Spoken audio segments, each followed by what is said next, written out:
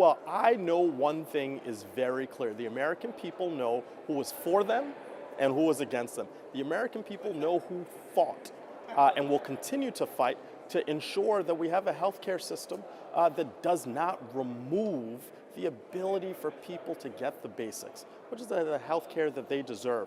So when I look at the last 40-something days, I think about my Republican colleagues who had a vacation. I hope they're well rested and are ready to come negotiate and fight for their constituents just like I am. All shut down. Me and my colleagues coming to Washington every week in our districts, raising the stories of our constituents, made it very clear that we stand for them. You know, reopening the government is important for people across this country, for our federal employees who've really been struggling, without question.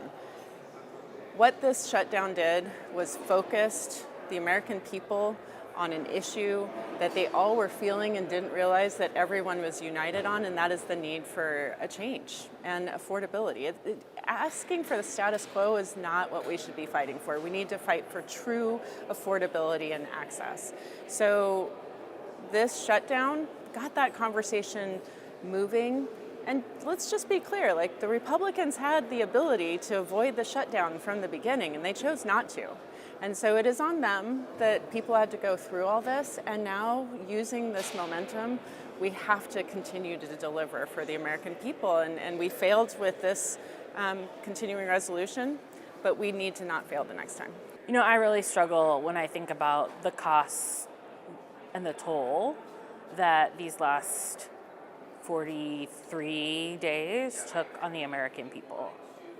But I also cannot help but think about the insurmountable toll that losing their health care will take on families. We know that's 50,000 avoidable deaths that are being projected based on the loss of Medicaid, the loss of Affordable Care Act plans. We know that costs are going to go up for families based on who don't get ACA tax credits. Their premiums are going to go up because people who are healthy are coming out of the marketplace. That's the way insurance works. I feel like we are stuck between two really horrible options these last 43 days. And I don't know, worth it feels like a hard question to answer, but I think we have to use every tool that we have to fight to keep people healthy, to fight to ensure that they can afford the cost of living here, to ensure that we are building a future that's healthier for everyone. Well, I came to Washington to make sure I stood up for Oregonians, make sure I stood up for Americans. And I think what people really want to know is there an honest voice in here? Is there someone that's going to stand up and look out for their needs? Mike Johnson, man of God, controls the House. He could have done a lot more, and we'll continue to push on him. Look, I think that we've spent the last 40 days arguing on behalf of the American people to make healthcare more affordable in the country's richest nation. So you can never say that argument, that fight is not worth it.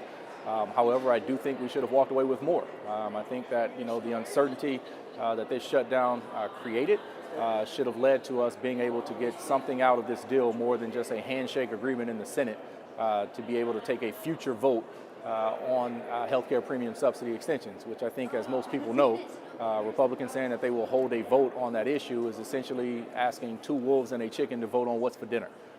We know it's dead on arrival. We know it's going nowhere. And so at the end of the day, that outcome is not worth where we are. I would like to look forward, not back. I feel like we had it, when you say give it a shot, when especially in Florida, we have the biggest impact in the country. 4.5 million Floridians on the Affordable Care Act.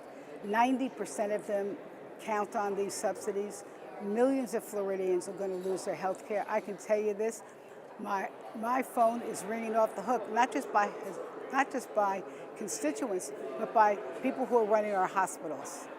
They are very, very concerned. So yes, do I think it was worth it to give it a try to see if there was some common sense and humanity? Call me an optimist. Absolutely, and I think we should continue to go further. I have taken a pass on receiving my paycheck, as many of my other colleagues. It's worth the sacrifice. This is about not just reopening the government, it's about turning the country going into the right direction. The president is in the wrong direction.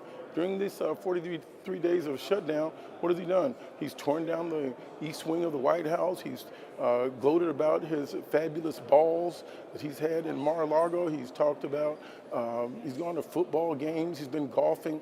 Never once have you heard the president say, here's how I'm going to help the poor. Here's how I'm going to help the vulnerable. Here's how I'm going to help those that are desperate, that are living in the margins.